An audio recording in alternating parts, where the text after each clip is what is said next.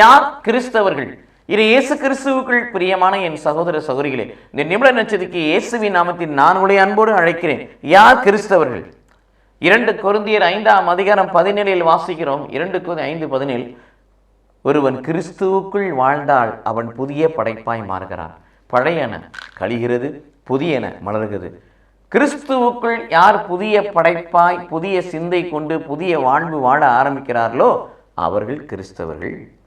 ரோமர் 8:9 வாசிக்கிறோம், கிறிஸ்துவின் ஆவியை ஒருவன் பெறாவிடில் அவன் கிறிஸ்தவனே அல்ல.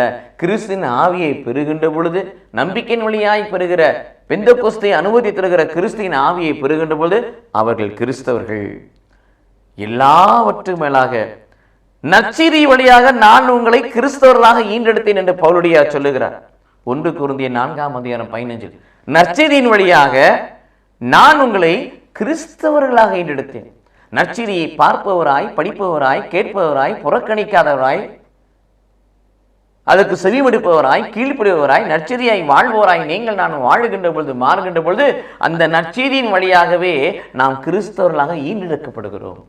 இவர்கள் தான் கிறிஸ்தவர்கள். இத்தகைய கிறிஸ்துவத்தை, இத்தகைய கிறிஸ்துவின் மனோபாவத்தை, இத்தகைய கிறிஸ்துக்குரிய வாழ்க்கையை நமதாக்கிக் கொள்வோம். கிறிஸ்தவர்களாய் சாட்சியாய் இருப்போம். கடவுள் நம்மை ஆசீர்வதிப்பாராக. ஆமென்.